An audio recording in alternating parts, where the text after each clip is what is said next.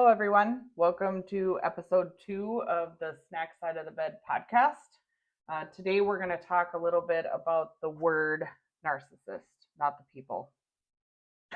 The word. The word. We were talking the other day and just really feel like that word is getting overused.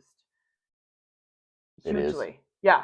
So, like, when I was on the dating apps, that's all you'd ever hear. My ex is a narcissist. My ex is a narcissist. It's all over TikTok too. Yeah. Everybody's ex is a narcissist. And the thing that I'm going to say about that is there's only 1 to 2% of the population that are actual diagnosed narcissists, which means that as many times as you hear people say that their ex is a narcissist, that's impossible.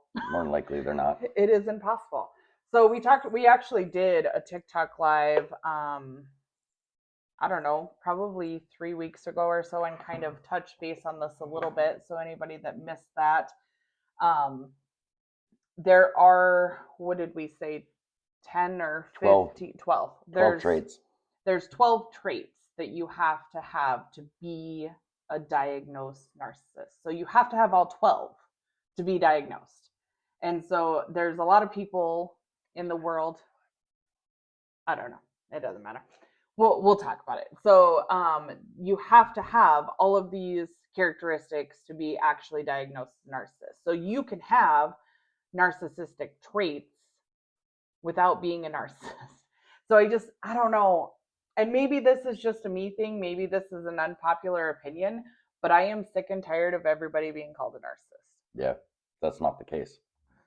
If you've dealt with my ex, who legit diagnosed is, you would know what dealing with Satan is really like. Sure. They do not care about their own kids even. So one of the, they call them symptoms of narcissistic behavior is lack of empathy. And that is one of the biggest ones, actually, as far as I'm concerned. Anybody that I've run across that has some pretty serious narcissistic traits or is a narcissist, one of the major things that you see is a complete lack of empathy. Yeah. They just don't give a shit. They are soulless beings who have no purpose in life but to suck the energy out of others, and they are out for their own selves, and you will never change that. Yeah, so it's, and for those of you that don't really know what empathy is, maybe, I hope everybody does. You have to care about how your actions affect somebody else. You have to show a little bit of love and care for the people that are in your life, whether it be a friendship, a family relationship, a romantic relationship, whatever it is. Most people have empathy. Narcissists do not. No empathy whatsoever. They'll act like they care to get attention to themselves. Right. But at the end of the day, they give $0. Yeah. And that comes to light later. Yeah. When they, start to show their true colors, because they can only hide it for so long. So if you're dealing with an actual narcissist or somebody who has several of the traits of a narcissist, it will come to light at some point. Especially in a relationship, they love bomb you at first. Mm-hmm. They get you hooked in hook, line, and sinker. You will think you are head over heels in love with them, and then after a while, you'll start to see the real them because they can't hide it. Right. Then they will belittle you. Nothing you ever do is good enough. Lots of gaslighting. Lots of gaslighting. Lots yes. Lots of gaslighting. They will have your head so twisted you won't know which way is up or down. If you go to a therapist like I did for 3 years to get my head back on straight, you could literally catch them red-handed cheating on you, and they will find a way to twist it and turn it back on you. Mm-hmm. You did something to cause that. They're either the hero or the victim, but they're never the problem. Always. Yep. Yeah. And, that goes in so many different things. Really, the gaslighting, the empathy, cheating is one that is used pretty loosely when it comes to people saying that their ex was a narcissist. Just because somebody cheats, they're not a narcissist. That is not a No. narcissistic behavior. Actually, it's not even on the list of symptoms. No. Um, And that list came from Mayo Clinic, by the way. We did do our research. So the list that we're using for symptoms came directly from Mayo Clinic. And you have to have, I think it was said you have to have all 12 traits to be a full-blown narcissist. So, in my past, I could absolutely say that my ex is a piece of shit. I don't think he's a narcissist. He has some narcissistic traits for sure, but I don't think he's a full-blown narcissist. So, part of the reason that we're doing this episode as a podcast is because we don't believe in labeling somebody as something that they're not and maybe ruining a reputation that shouldn't be ruined. Like, just because you break up with somebody doesn't make them a narcissist. No. Understand so it. So don't use that to try to get more sympathy from the next person who comes along. Right. So we can talk. Actually, we can go over this list. I have it right next to me. So symptom number 1 is to have an unreasonable high sense of self-importance and require constant excessive admiration.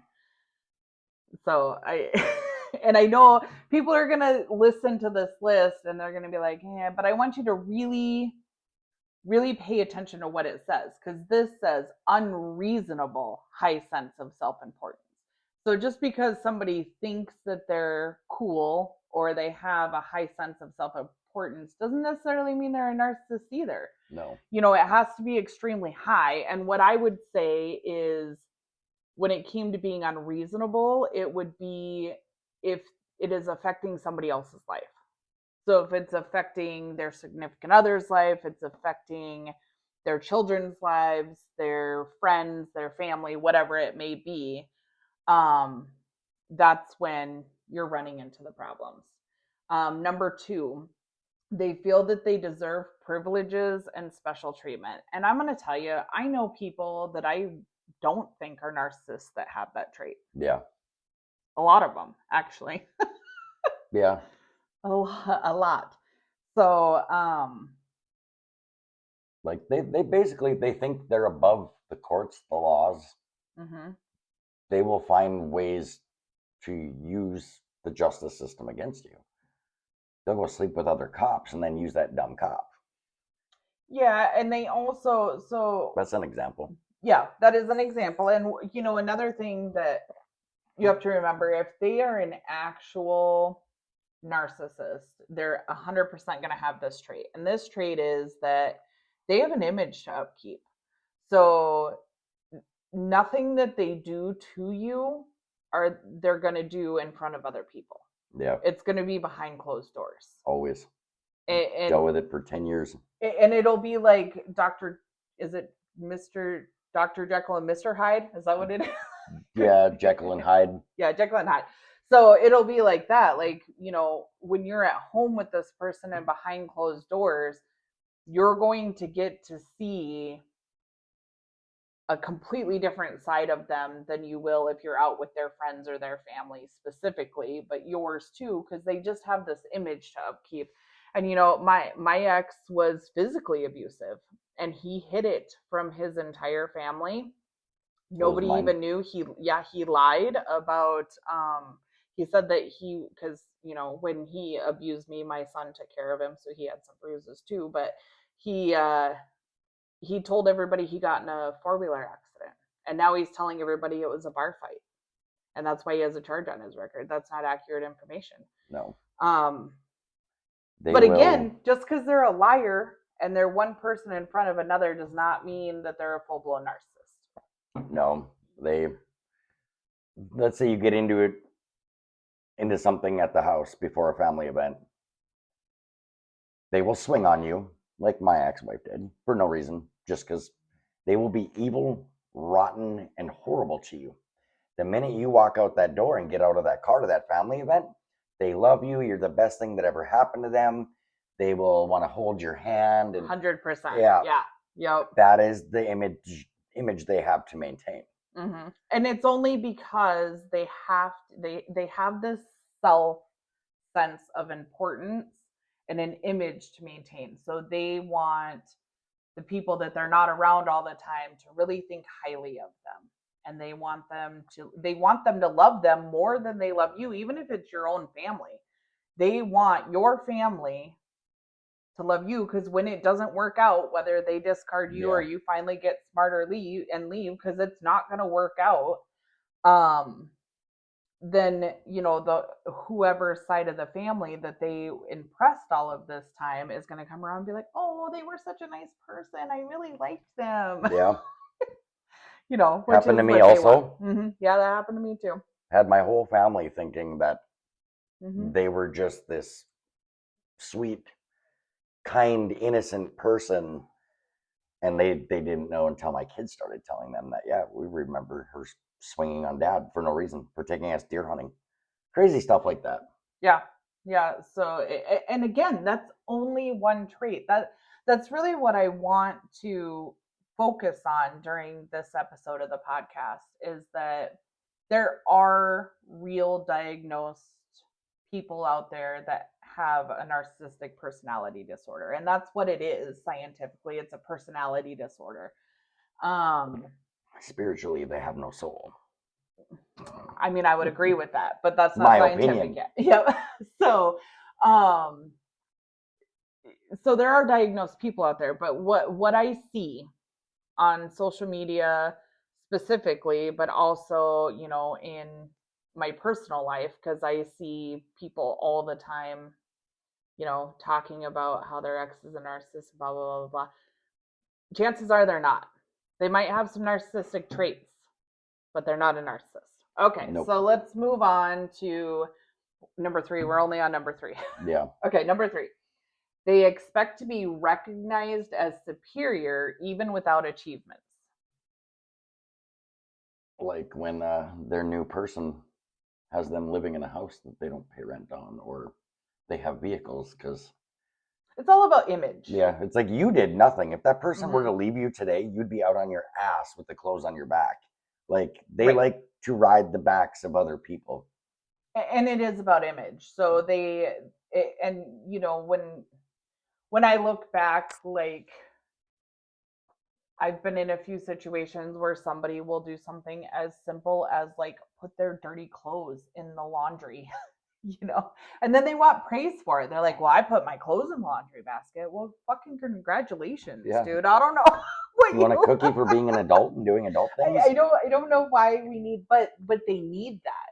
Yeah. They need that praise for the little things. So, I actually dated a guy once, and he literally wanted me to call him a good boy. And if I didn't call him a good boy, like within whatever time frame he thought he should be called a good boy, then he would like get all down and depressed and Sounds be like like, he's got some mommy issues as well. yeah, well, that's the same one that we already Oh, talked yeah, about. yeah. So Yeah. anyway, but just wanting to be recognized. So just the first 3 traits we're talking about here is they want to be recognized. They need to be the center of attention. They need to be known as a good person, even if they're not, which likely they're probably not a very good person. And they will do whatever they can to get that image. Yeah. They will tell the most ridiculous lies. Do it in front of classmates of theirs while you're all out together. And then the classmates are looking at them going, at no point in time in high school did that ever happen. Yeah. Like, for what reason would you lie? And then it was like, oh, I see what's going on here. Yeah. Okay, number 4, which some of these I feel like are repetitive. They're just redundant, but I don't know why they made so many traits. Anyway, number 4 is make achievements and talents seem bigger than they are, which goes right along with number 3. Like you should take them out to Texas Roadhouse for a prime rib because they washed 3 dishes. Yeah. That's actually a great example. Yeah. I deserve Texas Roadhouse because I washed 3 bowls today. Yeah, just the constant, honestly, dating somebody with narcissistic traits, or even being friends. Like, I have a friend, and after spending some time with her and then talking to her boyfriend and her children, I firmly believe she is a narcissist, just undiagnosed. Um, I would love for her to go in and get some help because I think that it would be a good thing. But definitely think that she is a narcissist at this point. But she's like that. Like everything's got to be big. Everything Yeah. and all of the attention has to be on her. And if something doesn't go her way, holy man, Oh yeah. It's the end of the world. They'll burn the world down. holy, Um, yeah. my example I have, my ex-wife was not supposed to have any more kids after our daughter in 2012. The minute her boyfriend's sister-in-law was pregnant, she had to get pregnant too. Not once, not twice, 3 times. And it got more hazardous to her health every time.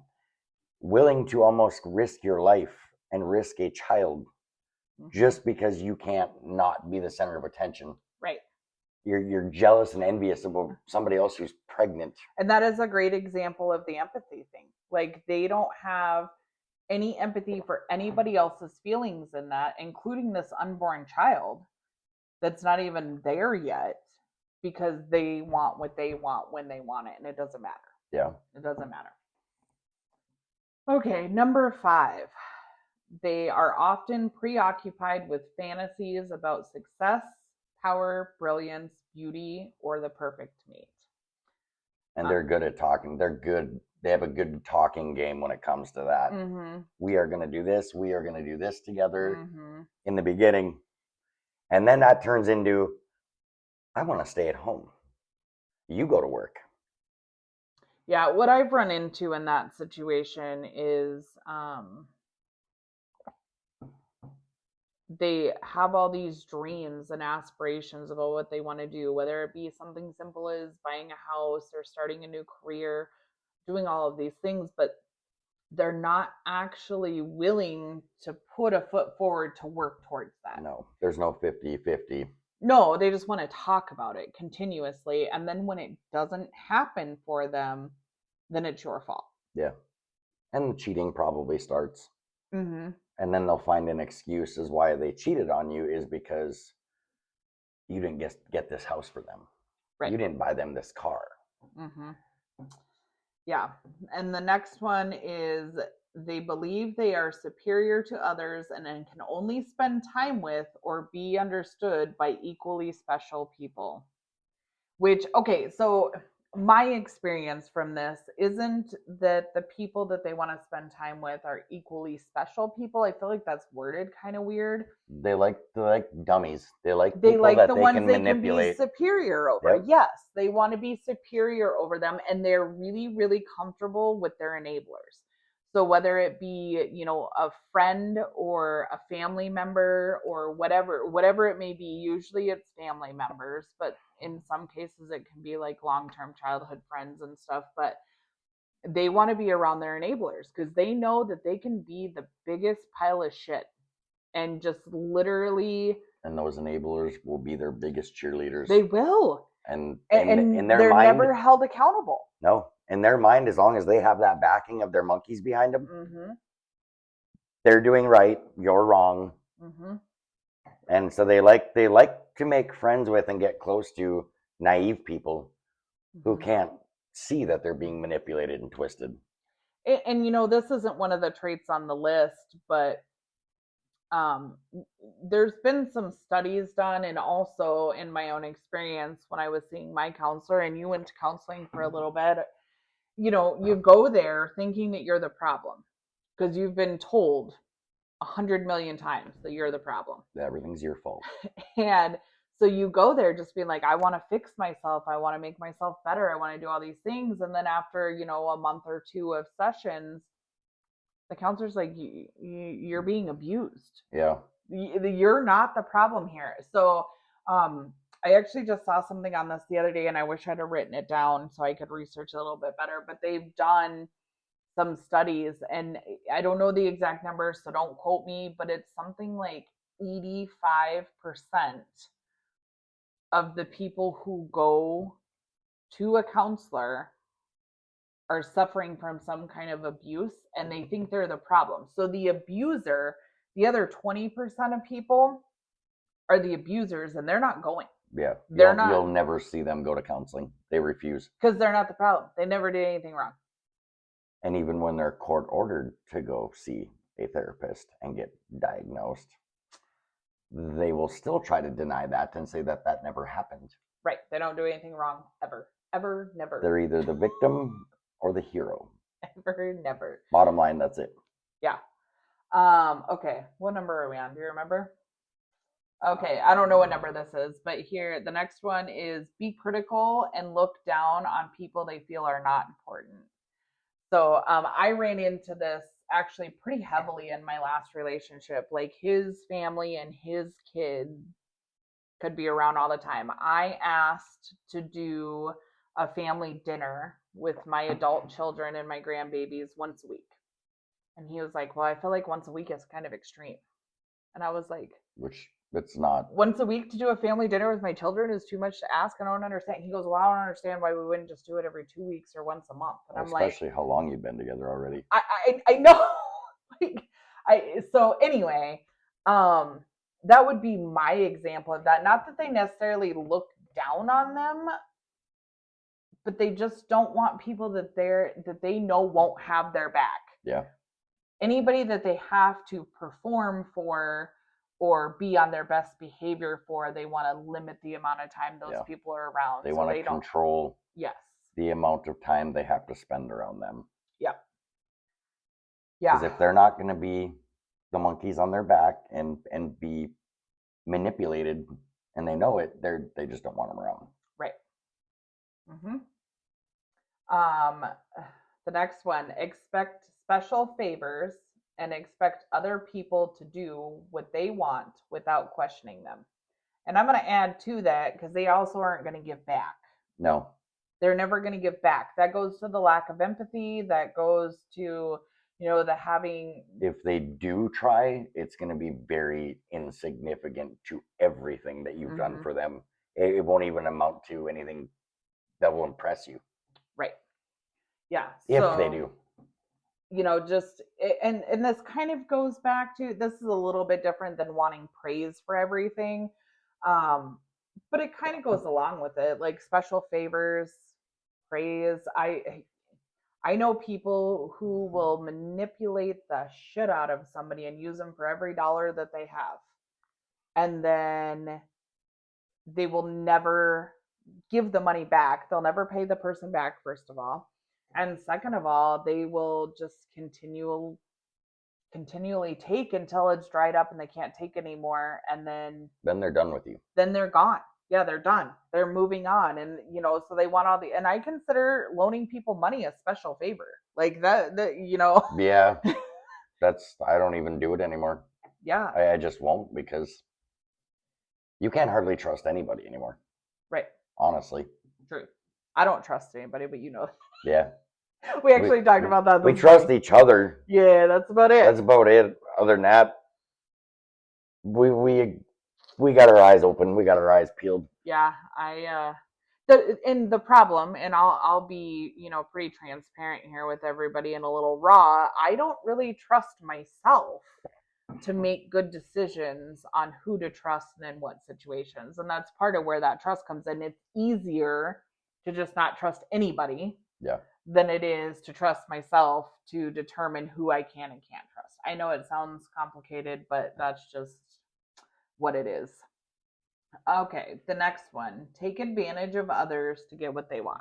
Yeah, we covered that one too. Yeah, they'll do whatever they have to do to get what they want and need. Sleep with married police officers so they can use the cop to come after you, for example. Borrow money from elderly family members to keep yourself out of legal trouble that you're lying about and saying that you're using the money for something else. Yeah, they're good at playing the victim to other people who don't know any better. Yeah. Especially if they're the opposite sex. Oh. They'll go like, yeah. My ex would go to different guys, and I'm on the road working, trying to provide for my family. I'm sending money back for rent. She's not paying it to her own stepdad even. So the next thing you know, I'm getting a call. Hey, you're not. No, I'm sending money home to pay the bills all the time. Well, then they'll go to another guy behind your back. Mm-hmm. Hey, he isn't sending money home. We're starving over here. But then they're out the bar. Yeah. For 3 days straight. Right. Shit like that. Yeah, and that's, you know, and again, this list that we're listing off, it is simply a symptom of being a narcissist. They have to have all of these symptoms to be diagnosed. So if they do not have every single one of these that we're listing off, and to an extreme that is unbearable, then they're not a narcissist, and stop using the word. Yeah. You know, call him a liar, call him a piece of shit, call him a cheater, call him a thief for taking your money, call him all of these things, because those are all factual names for them. But stop calling them narcissists, because they're not. No. Unless they have all of these traits. Okay, I'm off my soapbox now. Sorry about that. Next. The next one is they have an inability or unwillingness to recognize needs and feelings of others, which is also called empathy, which we talked about in the very beginning. Empathy is a huge one, huge when it comes to narcissistic behavior. Yeah. I'm a very empathetic person, so it's hard for me to even understand why or how they operate like that. Like strangers walk up to us in public and all the decide to time. open up to us. Animals that don't normally like people like us. Mhm. So even animals trust us more than most people. So another way you know you're an empathetic person. Yeah, you know, the lack of empathy, I think, should be like number one on the list, and that's all we need it to say is lack of empathy. I feel like they, you know, of course, because this is coming from Mayo Clinic, like they break it down into lots of little pieces. But I really just feel like, you know, if you're with somebody and they literally just do not care even about their own family members. Like I remember my ex and his mom was dealing with some stuff, and I was like, have you heard from your mom this week? Like I know she was, you know, dealing with whatever. And he was like, nah, she'll fucking let me know if she needs something. Like Yeah. what do you mean? They only want to care if they can benefit off of it. Yeah. Or act like they care to benefit from it, or if they can get a bunch of attention from it. Mm-hmm. Other than that, they don't care. Yeah. They're the type of people that will start GoFundMe's for something. You'll send them the money and it'll never go to that. Mm-hmm. Yeah. Yes, yes. Stuff like that. The next one, they will be envious of others and believe others envy them. I feel like this is an important one too, because I mean, if you actually take the time to sit back and watch people, like I'm a people watcher, and that we both are pretty good at. I will monitor somebody for a long time to try to get a gauge on who they really are as a person. Right. And if you notice somebody always having to be in competition, like I call this personally the battle of the bigger balls, especially in men. Yeah. Because they're like, well, I have this truck. Well, I have this tool. Well, I caught this fish, you know, whatever. Yeah. And I'm just like, nobody cares about that. But, you know, and I get that men just generally do that. That doesn't make any of them a narcissist, or even that they have this trait, because that is just kind of a unless you thing. grow up and realize impressing the Joneses down the street doesn't mean a damn thing. So fuck them. That's how you know you're grown, when you stop giving a shit what everybody else around you has.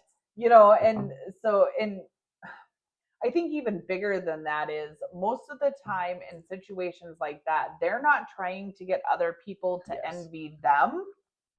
They're more envious of others because they constantly want what somebody else has. Yeah. At a minimum, the same thing.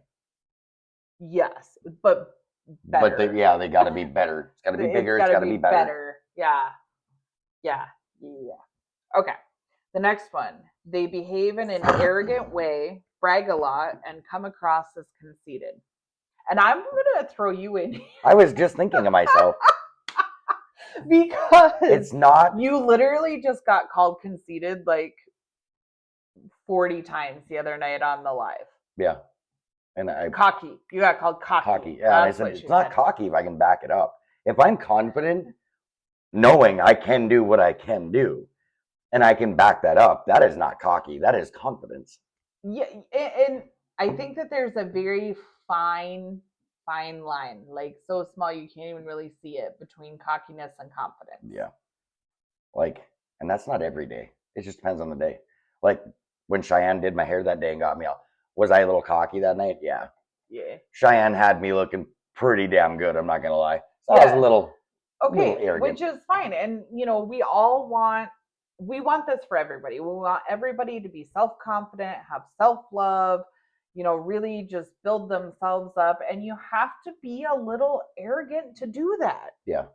To an extent. Yeah, I mean, you have to, in order to really build yourself up without somebody from the outside helping you and building you up too. Like, you have to be a little overconfident at times. So Right. I don't know. I mean, like, and maybe I have a narcissistic trait because I believe that. You know what I mean? Which is possible. Maybe I do have that trait. And you know what? If I have that trait, that's okay. I'm still not a narcissist. Here's how I look at it. If you're the type of person who doesn't say in a woman's case, if you're the type of woman who doesn't need the attention of a bunch of other men, that's how you know you're healthy. If you're not on here posting thirst trap videos or booty short videos and showing your cleavage off, when you don't need to do that and you don't crave that attention from 40, 50 different men, that's when you're confident in yourself, or for the most part. Yeah, I agree with that. And I would also add to that, our first episode, if you missed it, was called Pee in the Dating Pool. And we talked a lot about, being on dating apps. And I just really think that that's what dating apps are for. Dating apps are for unhealed people who just crave attention. That's my personal opinion. I don't need anybody else to agree with it. That's fine. I don't have anything scientific backing me up. And in my experience being on them, yeah, a lot of females on there are unhealed. They're looking for somebody fast right away to replace somebody else. And then you're just dragging your past shit from your relationships into a new one. Right. So the minute he's at work, if he does a blue collar job like me, you can't always answer your phone right away. Well, then they're the type of people that are going, you didn't answer me within 5 minutes, and they're just mad at you. That is toxic. That is not healthy. That is not a good behavior. We are adults. People get busy. So, I mean, we talked way more about this in the first episode, and typical us, we're getting a little off topic here. Yeah, we do that. It's been a while, so we kind of gotta. Yeah. So. We talk a lot in the first episode about healthy communication, and I feel like we're going to do a whole podcast episode just on communication in general, because I feel like we have enough content to do that. Communication and understanding. There's two parts to comprehension. That. You can communicate all you want, but if you don't understand and comprehend what's being said to you, nothing will be accomplished. Right. Yeah. So, yeah, we got totally off topic there. Anyway. We did. Little recap of last one. Okay. And then the next one is insist on having the best of everything. The best car, the best office. Maybe we just covered that. Yeah, so we covered all that. Again, Mayo Clinic really breaks this stuff down. I feel like we could almost consolidate it down into seven traits. 7 or 8. Yeah. But Mayo Clinic wants 12, so here we are. The next one, they become impatient or angry when they don't receive special recognition or treatment. Yeah. Oof. That's when you'll see their true side. Yeah. Yeah, I just, they're the most disgusting, evil human beings or non-human beings in a human body you will ever. I cannot even put into words the experience that I have with that one. Yeah. I can't even use words. So we're just going to move on. Next one is they have major problems interacting with others and easily feel slighted. Oh my God. Like crybabies. Yeah.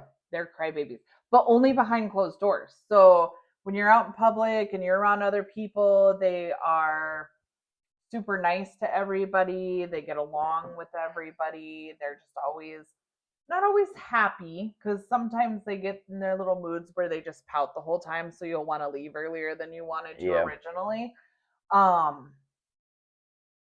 but behind closed doors, like if you don't give them the recognition for putting that sock in the laundry, Yeah, the whole day is ruined. then you might as well just go back to bed and start over, because your day is not going to go as you thought it was going to. So that's a really probably a really good sign Mm-hmm. is when that everybody likes that person. It's usually those people that I'm starting to find out the older I get. Yeah. It's always the people that everybody loves. Everybody thinks they're just the greatest person. Mm-hmm. Those are usually the narcissistic ones. Yep. Not every time, but I'm gonna guess here, I'm going on a limb, most of the time, I think you're probably right. because they do have that image to maintain, and that's where everybody else liking them comes in. Mm-hmm. So you meet a person that everybody loves, I'd say more than likely run away. I mean, chances are that everybody loves them because they've never seen the true side of them. They have only seen the part with the mask on that is allowed to be seen. That's it. That's Yep. the only thing that anybody ever sees. They have, and it goes back to, people have said for years, you don't know what happens behind closed doors. You have no Nope. idea. Not a clue. And I don't know. I'm so traumatized that I don't even like having like conversations with somebody unless it's over text, because then I have proof Right. to back it up for later, which is so unhealthy. That's such an unhealthy thing. I mean, there's worse things. No, no, that's pretty minor. unhealthy. I should probably work on that. That's pretty minor. That's not 'Cause, bad, but I mean, I do that. I do that at work. I do that with my family relationships, with my friend relationships. but then again, look how employers are these days too. Yeah. You almost have to just to cover your ass. I don't know. I feel like that's something that needs to be healed from some past trauma. Okay, good to know. Yeah. All right. The next one is have difficulty managing their emotions and behavior. Let me just tell you, if they cannot regulate their emotions, like if they're, and I get there's other disorders out there, bipolar disorder, some of them, schizophrenia, all of those things can affect with their mood. But if they have those, again, they should be going to seek professional help. But they and won't, because in their eyes, there's nothing wrong with them. Not everybody. I feel No. like those two disorders are a little bit more people pay attention to them. I watched my ex hug me and say I love you and want to hold me for a few minutes on the couch, to me and my daughter going into the bedroom to watch a football game, and it was within 10 minutes her whole mood for no reason snapped. There was a reason. Think about it for a minute. Oh, I suppose yes. My daughter was laying with me. Yeah.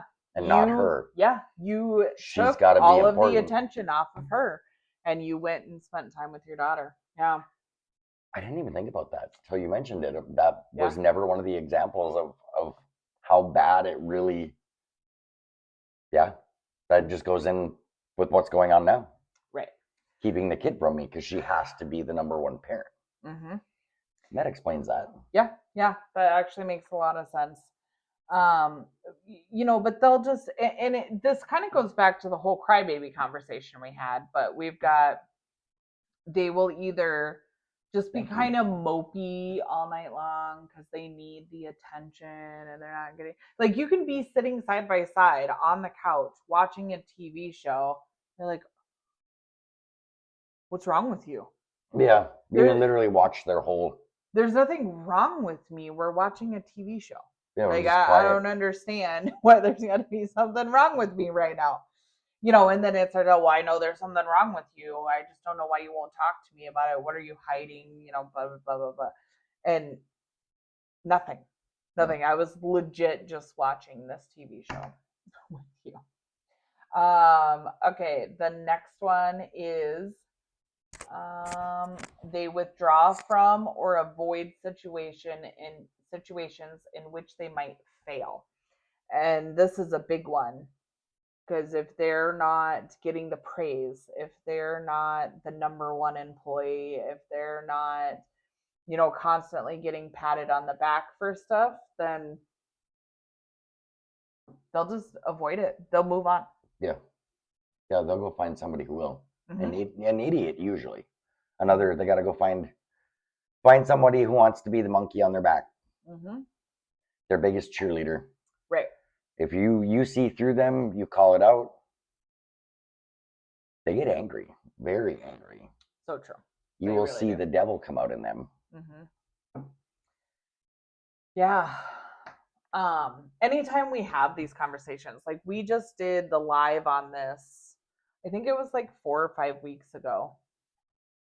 And now we're, remember we talked the day after we did the live and we're like, wow, that really opened up some. Yeah, you start to rehash through some things. Yeah. You're like, wow, that's just talking about it and so will affect you. I felt like since we had already done it on a live, that it wouldn't be that way doing it on the podcast. Triggering again. And it's triggering all over again. It's like it stays with you for life. It's just always in there. Pandora's box, yes. So which one did I do last? Thank you guys. Like and share the live, please, if you would. I think we only have. Did I do feel depressed and moody because they fall short of perfection? Yeah, that's one we just did. So the last one is have secret feelings of insecurity, shame, humiliation, and a fear of being exposed as a failure. And I feel like that just, to me, that one's common sense. Like if they have all of these other things where they don't really care about anybody else's feelings, only their own. They're trying to give themselves an image that is nothing but positive. They never fail at anything. They're not allowed to have anything bad in their life. Like they just have to be perfect all the time. And I'm going to use us, and sorry guys, but our little group of friends on TikTok as an example. Like we have a great group of friends and we go on lives quite a bit, and all of us talk about knowing that we're not perfect. We are fucked up sometimes. We do fucked up shit sometimes. It happens. We are human beings. Human beings. But we can talk about it, and we don't have an image to uphold. No. Like we have to be perfect. And I love that. I love that about our group. Yeah, none of us are sitting here going, oh, I got to be better than the other person. No. Right. Or we envy one or the other. It's we are who we are unapologetically, and everybody accepts us for being the real people that we are. We don't sugarcoat shit. Mm-hmm. You guys have seen my videos on TikTok. I say it how it is. Yeah, I mean, but that's just one of the things. Like somebody that is a full-blown narcissist would never allow themselves to be a failure. No.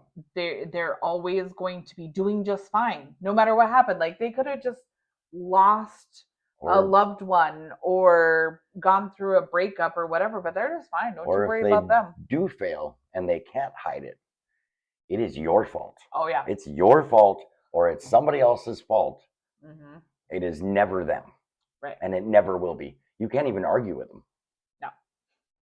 Just don't even waste your time. Yeah.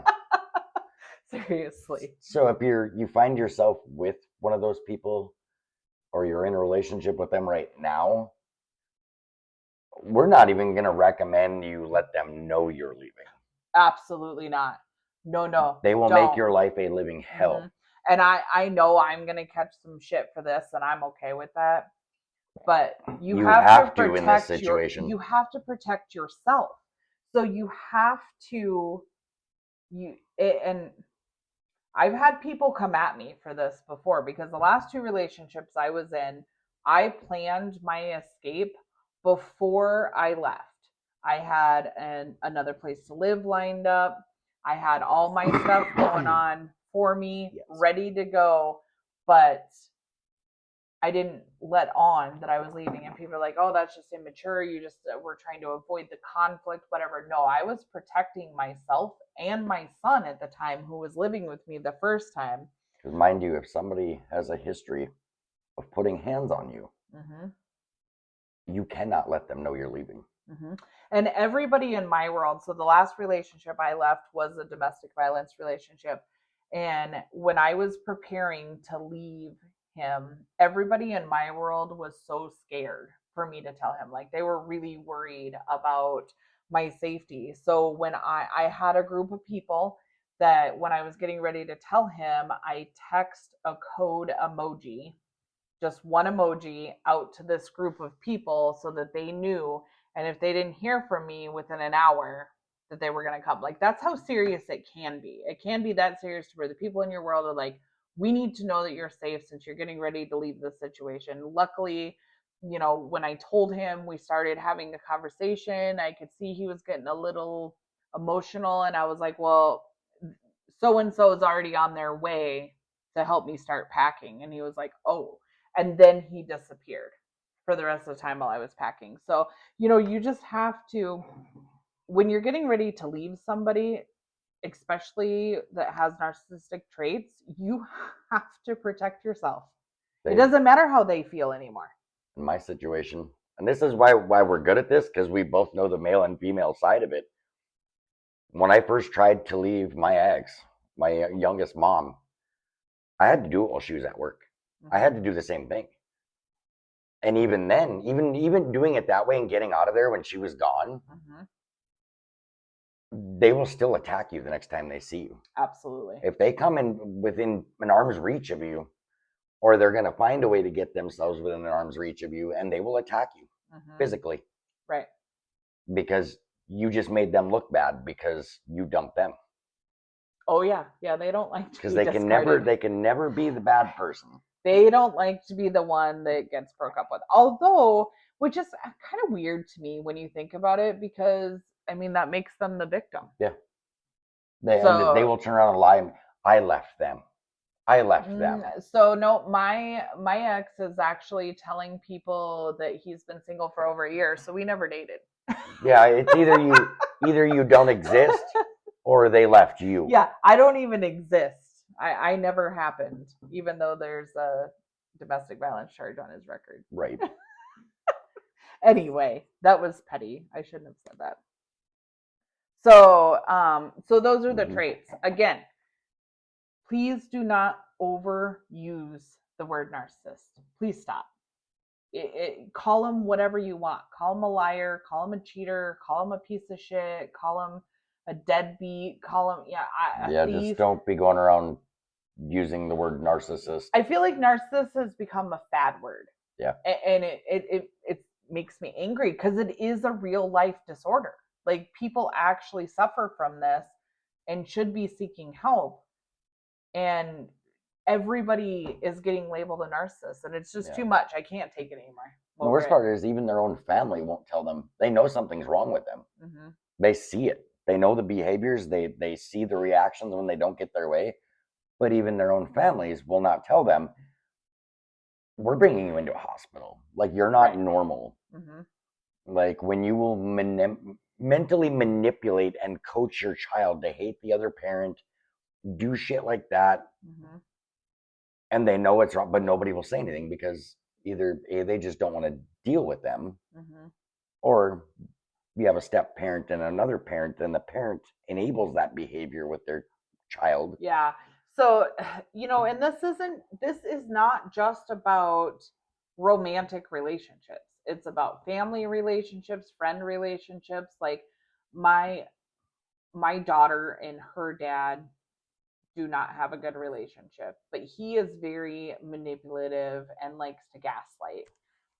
Yeah, he does have those traits. For lack of you trying, you have encouraged your kids to have a relationship. Absolutely. But they're adults now, so that's not even a thing. Yeah, now they make their own. Yeah, but there's just a lot of gaslighting and manipulation going on there, and he cannot see that his relationship could change with her if he would stop doing those things. I don't think he's a narcissist because he actually really does have a lot of empathy for other people. I don't think that he is, but I do think that he is manipulative to his children. I also would say that, for children who grew up with any parent with significant narcissistic tendencies or that is a narcissist, my heart just goes out to them. I can't, your parents are supposed to love you unconditionally and help form the person that you become when you go out into the world. And I just feel like there's a lot of parents lacking that. Yeah. Yeah. They won't. They would just rather enable it than say, hey, what we care about you. We've noticed these tendencies. You need to go in and do something about it. Right.